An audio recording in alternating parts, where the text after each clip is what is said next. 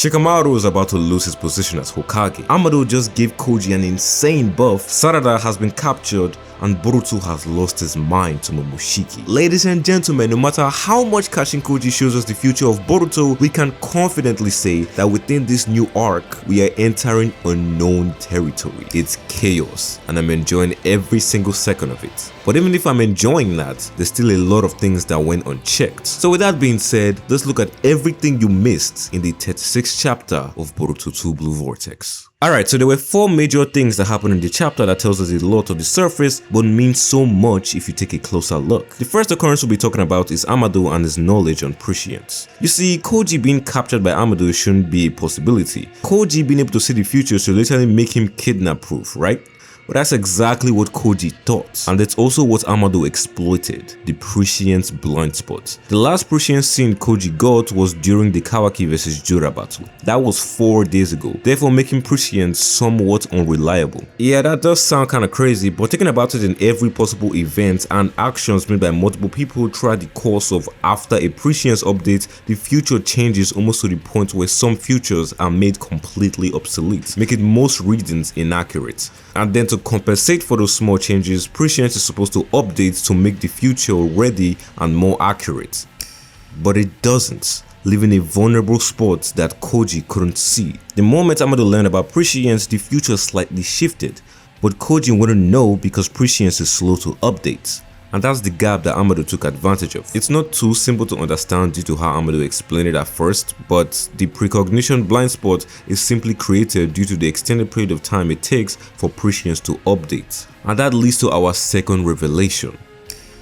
Why did Amado capture Koji? There has been a focus on this since the 35th chapter, but this wasn't difficult to decipher. Koji got captured due to his ability prescience and what Amado could attain from that about Akebi. Another possibility that came from this is that Amado attained prescience for himself, and even now people think that Amado now has prescience. And while it's something that I won't rule out yet, that doesn't really make sense. We'll get to that very soon. But for right now, let's briefly connect Akebi to Amado buffing prescience.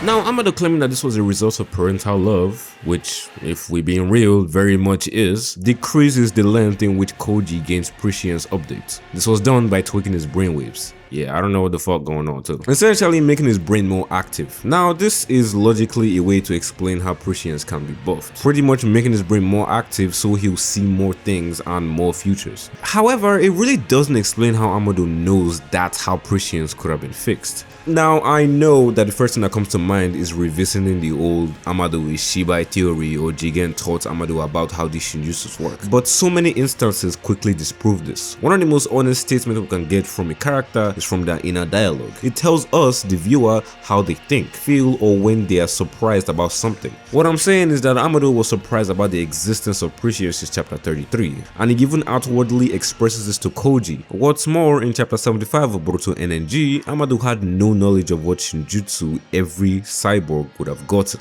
but he was always somehow capable of buffing or debuffing them. For example, we have Code, who had limiters on and he could take them limiters off him, and also Kawaki, which kinda comes in the form of a leveler if you do believe that those levelers debuffed his Kokugan or Sukuna Hikuna or Daikokuten. So while Amado is usually in the dark on how these shinjutsus come to be, he can do biological operations that amplify or nerve the effects of these shinjutsus, which implies that most shinjutsus are really based on biology, obviously the Shibai cells. He most likely just made Kashin Koji's brain more fine-tuned to the Shibai cells within his body. Simple. Now to the real meat of the matter. Pause. Amado's true intentions. This is why the chapter is called Parental Love. After explaining what he needed to do to buff prescience, Koji is asked by Amado if he saw a future where Akebi was brought back to life. To which Koji expectedly and unexpectedly responds with a no.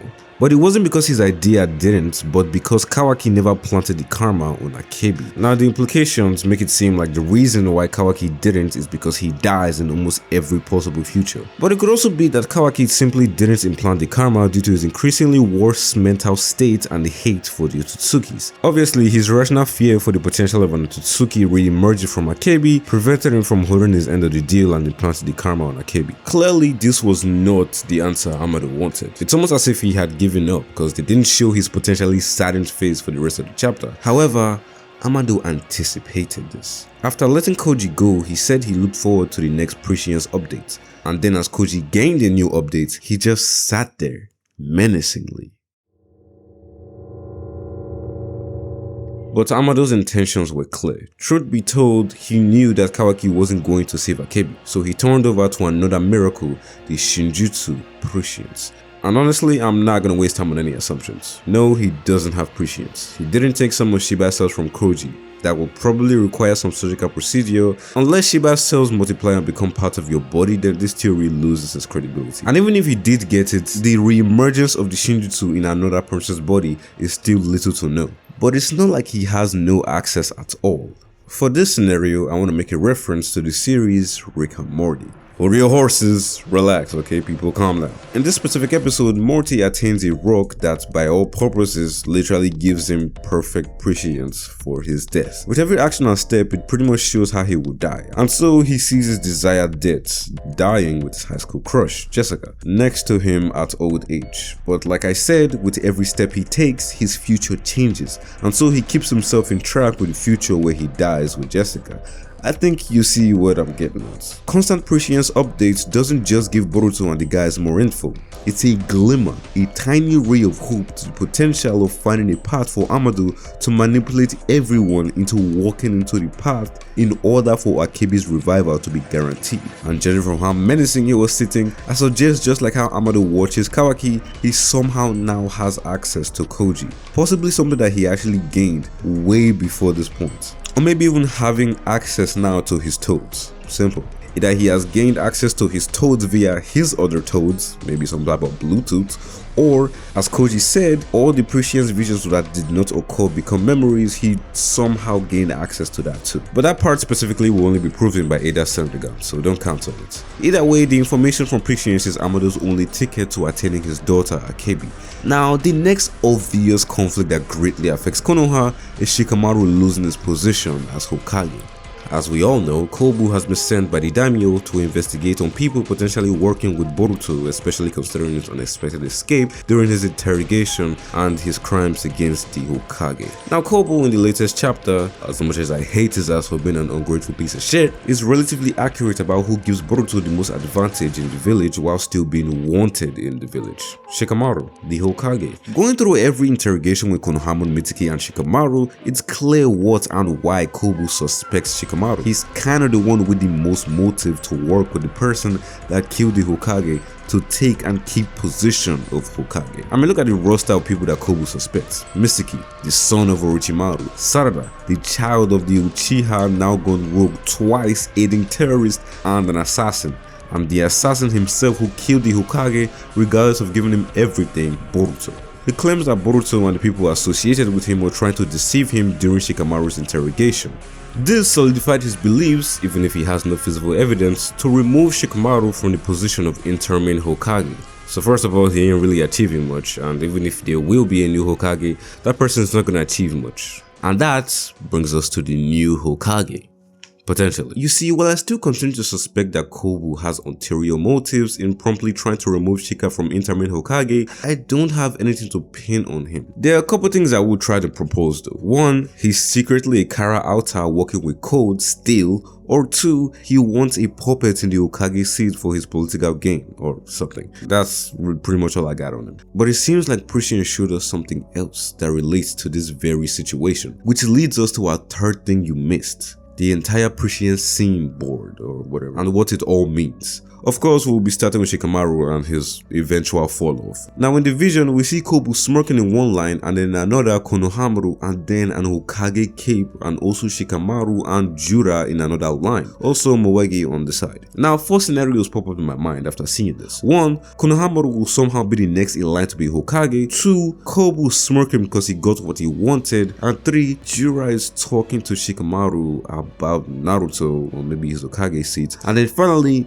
Moegi potentially still having a connection to the Shinjus, either by memory or by power. Most of these are a problem. I don't want to elaborate on most of them because they seem kind of obvious, but I will say that the suggestion of Konohamaru becoming Hokage is probably not gonna happen. 1. He will be deemed too young, and 2. He is in Kobu's eyes gullible. and he even kind of sided with Boruto, which kind of marks him a little compromised. Plus, even if he is village strong, he don't got the rep to be Hokage. Then we have Jura talking to Shikamaru. Like I said, the only things these two have in common is Naruto. Jura wants more information about the previous Hokage in order to devour him, so he is striking on a combo while sipping on the tea he had like 10 chapters ago. Or maybe his Hokage position being in danger and somehow Jura is involved. I highly doubt that, but it ain't impossible. Or just like Kobu, Jura also knows that Boruto is being aided by the Hokage. Now we move to defining every single scene. We've already dealt with half, so let's start with Moegi and her potential powers. Long story short, she might have unexplained memories from her time as Matsuri, or a boost in her understanding and instincts of ninjutsu, or maybe a potential encounter with Jura, the one who cried her tears when she died, which could trigger some type of interest between Jura or maybe Moegi, even if the link has been broken between her and the divine tree. If I'm being honest, to me it just seems like there will be lingering consequences from Moegi being part of the divine tree, even if it was for a temporary period of time. It's still very unclear what those prescience scenes mean, but I'm still very much looking forward to it. The next prescience line to explain is Sumire and the chlorograms. This one seems much more obvious. Sumire possibly investigating on the biology and powers of the chlorograms, potentially to find a weakness to exploit or to save people in the trees. Either that or she's monitoring a specific location which could be under attack. One thing not to forget is that there are still variations within the chlorograms themselves. Some are simply more evolved. Knowing more about how cold karma and climax affect the 10 tails is essential to victory. Now, the only potential future I see with Sumire and the chlorograms pretty much has to do with her investigation or her research that Boruto previously brought up with Koji's previous scene, trying to upgrade the technology which she built into Boruto's sword, which is something that has still not been completely dived upon. We were still left unread in like chapter 28 or chapter 27 or so. This could bring up Noe connections, since this does have something to do with Kaguya, Otsutsuki's, and the divine tree, but only time will tell. The next one in this panel is actually kind of hard to see, but it's two scenes showing potentially a Shinju holding an Uchiha crest earring, so the conclusion would be that it's Hidari. The significance of that could be that it reminds him of something linking him back to his past as a young Uchiha on simply being part of the clan. The only reason I say this is because Mamushi was instinctively capable of reaching into Bug's memories and gaining info specifically on how Damon's ability works. Yeah, I got all of that from two pictures. The next is Boruto, from what seems like him in distress adapting and using the karma. This could be very much related to the biggest revelation, but the only problem is that we see Kawaki also by his side. We also see him on the Sarada scene where Jura appears, and then also with Borushiki. Is he fighting multiple battles? Kinda seems like it, to be honest. There's also one with Jura holding something up, maybe a metallic object which resembles a spoon or maybe even the Uchiha crest I talked about previously, and then obviously Sarada using Uhirumi possibly on Hidari with Boruto on the end of the thread, which makes it seems like somehow he got to Sarada